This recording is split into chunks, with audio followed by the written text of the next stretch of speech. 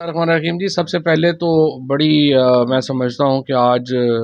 جس طریقے سے وزیر اعظم کے دفتر کی جو آڈیو لیک ہوئی ہے، یہ بڑا اس کے اوپر تشویش ہے۔ کہا جا رہا ہے کہ 115 یا 20 گھنٹوں کی کنورسیشن ہے، گفتگو ہے، جو کہ لیک ہوئی ہے۔ 8 جی بی کی جو اس وقت سپیس ہے، وہ ویب سائٹ کے اوپر، ایک ڈارک ویب کے اوپر اس کو ہوسٹ کیا گیا ہے، جہاں پہ یہ $3.5 لاکھ کی بولی لگ رہی ہے اس وقت کہ وزیر اعظم پاکستان کے وزیر اعظم، یعنی دنیا کی 7 ایٹمی طاقتوں میں جو ملک شامل ہے، اس کے وزیر اعظم کے دفتر کی جو کنورسیشن ہے، اس کے دفتر کی جو گفتگو ہے، وہ $3.5 لاکھ میں اویلیبل ہے۔ کوئی بھی شخص جو ہے اس کو خرید سکتا ہے۔ اب تک اس میں جو اس کے حصے لیک ہوئے ہیں، جو ہمارے سامنے آئے ہیں، وہ ان کی ایک علیحدہ تشویشناک کہانی ہے۔ جیسا کہ آپ نے دیکھا کہ یہ ہو رہا ہے کہ جو الیکشن کمشنر ہیں، جو عطر من اللہ صاحب نے یا سپریم کورٹ نے یہ کہا تھا کہ جس اسپیکر کا فیصلہ ہے، جو استعفے منظور کیے گئے ہیں پی ٹی آئی کے لوگوں کے، اب جو ویڈیوز ہمارے سامنے آئی ہیں ان سے پتہ چل رہا ہے، ان آڈیو سے پتہ چل رہا ہے کہ یہ فیصلہ لندن میں کیا گیا، اور چیف الیکشن کمشنر کو صرف حکم جاری کیا گیا کہ آپ 5 تاریخ کو یہ ریزگنیشنز جو ہیں ان کو قبول کریں۔ جو صورتحال ہے وہ آپ دیکھ رہے ہیں کہ بڑی بدقسمتی کی بات ہے کہ جب یہ کہہ رہے تھے کہ ہندوستان کے ساتھ تجارت اوپن کرنی چاہیے، عین اسی وقت جو ہے وہ مریم نواز شہباز شریف سے یہ مطالبہ کر رہی ہیں کہ ان کے داماد کی جو مشینری ہے فیکٹری کی، وہ انڈیا سے اس کو آنے کی اجازت دی جائے، اور وہ آگے سے ان کو یہ کنفرنٹ ہو رہا ہے کہ یہ بڑا سیاسی ایشو بن جائے گا، اور تحریک انصاف اس پہ بڑی تنقید کرے گی، باقی لوگ اس پہ بڑی تنقید کریں گے، تو اس کی وجہ سے وہ اس کے اوپر وہ ان کا معاملہ چل رہا ہے۔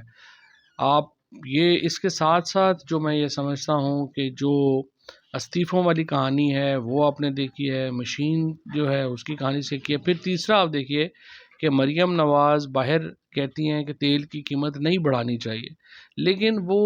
آڈیو میں کہہ رہی ہیں کہ اس کے علاوہ چارہ ہی کوئی نہیں ہے جی، فوراً آپ تیل کی قیمت بڑھائیں، اور پھر سارا گند جو ہے انہوں نے اٹھا کے مفتاح اسماعیل کے اوپر ڈال دیا، اور مفتاح اسماعیل جو ہیں انہوں نے ان کی بڑی خدمت کی ہے میں سمجھتا ہوں، لیکن جس طریقے سے اس کو بے عزت کیا گیا، جس طریقے سے اس آڈیو میں آپ نے خیالات سنے ایک مفتاح اسماعیل کے بارے میں، جو اصل میں شریف فیملی کا اپنا کیا دھرا تھا، اس کو وہ مفتاح اسماعیل کے اوپر ڈال کے اب اس کو جو ہے وہ باہر نکال رہے ہیں۔ اسحاق ڈار کو جو ہے وہ انہوں نے ڈال دیا، ایک یعنی مفرور آدمی جو پاکستان سے مفرور ہوا، باہر رہا، اربوں روپے پاکستان کے کھا گئے، اب واپس پھر وزیر خزانہ جو ہے اس کو بنایا جا رہا ہے۔ تو یہ سارے معاملات ہیں، اس کے اوپر ہمیں بڑی تشویش ہے، اور ہم سمجھتے ہیں کہ قطع نظر اس بات کے کہ یہ نون لیگ یا پیپلز پارٹی یا P M L N P T I کا معاملہ نہیں ہے، یہ پاکستان کی نیشنل سیکورٹی کا معاملہ ہے۔ ہماری جو ایجنسیز ہیں، خصوصاً جو وزیر اعظم آفس کی سیکورٹی پہ تعینات سیکورٹی ایجنسیز ہیں، وہ ان کا بہت بڑا فیلئر ہے، اور میں یہ سمجھتا ہوں اگر وزیر اعظم کی اس طرح کا دفتر محفوظ نہیں ہے تو پھر کون سی جگہ محفوظ ہوگی؟ اس سے ایک بہت تشویش کی لہر جو ہے وہ دوڑ گئی ہے۔ میں سمجھتا ہوں پاکستان میں سائبر سیکورٹی کے حوالے سے ایک بہت تشویش ہو گئی ہے، اور اس کو فوری طور کے اوپر ایک بھرپور انکوائری ہونی چاہیے جو اس کی تہہ تک جو ہے وہ پہنچے۔ وہ تو جو ایک ہم نے دیکھا ہے کہ جس طریقے سے اس وقت نیب میں دیکھیں، ہمارے ہاں ایڈورسوریل سسٹم ہے، جج فیصلہ کرتا ہے، وہ نیوٹرل ہوتا ہے، ایک وکیل ملزم پیش کرتا ہے، ایک وکیل جو ہے وہ پروسیکیوشن پیش کرتی ہے۔ یہاں پر کیا ہو رہا ہے کہ میں ہی چوز کر رہا ہوں کہ میرے مخالف وکیل کون ہوگا، تو وہ سسٹم ہی بیٹھ گیا ہے۔ اب مریم نواز کے جو نیب کا کیس پیش کرنے کے لیے جو وکیل ہے وہ ان کے چچا نے اپوائنٹ کیا ہوا ہے، جو نیب کا چیئرمین ہے وہ ان کے چاچے نے اپوائنٹ کیا ہوا ہے۔ اسی طرح سے اسحاق ڈار کے کیس میں نیب کو سمجھ نہیں آ رہی کہ اس نے ڈیفینس دینا ہے اسحاق ڈار کا یا اس کو کیس چلانا ہے۔ سو پورا سسٹم ہمارا جوڈیشل بیٹھ گیا ہے، اور اس کی وجہ سے یہ سارے لوگ جو ہیں یہ آ رہے ہیں، اور یہ ایک پاکستان کا پیسہ ہے، اس کے اوپر ہمیں بڑی تشویش ہے، اور مجھے امید ہے کہ اس کے اوپر ایک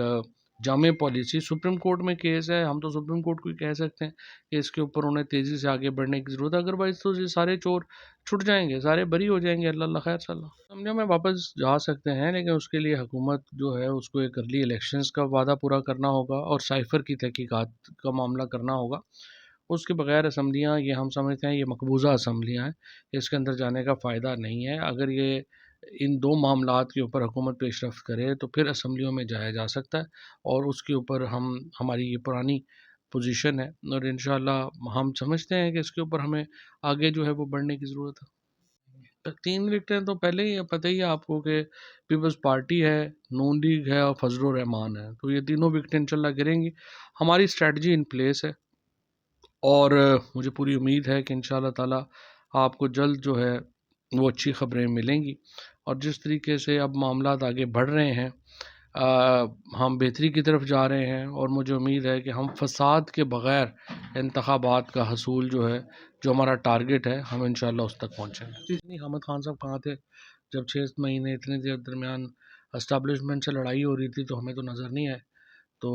अब अगर वो आ गए हैं और वो लड़ाई यहाँ से ज़्यादा लड़ना चाहते हैं, तो उन्हें चाहिए हरावल दस्ते में आएँ और अपनी पोजीशन जो है वो दें। हमने तो जहाँ पे खड़े होके ये लड़ाई लड़ी है, आम तौर के ऊपर तो लोग यहाँ पे नहीं लड़ते, और हमने बड़े मुश्किल तरीन वक्त भी देखे, लेकिन हम खड़े रहे हैं। और अब ये जो नए नए लोग आना और इस वक्त कामयाबी देख के इस घोड़े पे चढ़ना चाह रहे हैं, चढ़ लें, देख लेते हैं।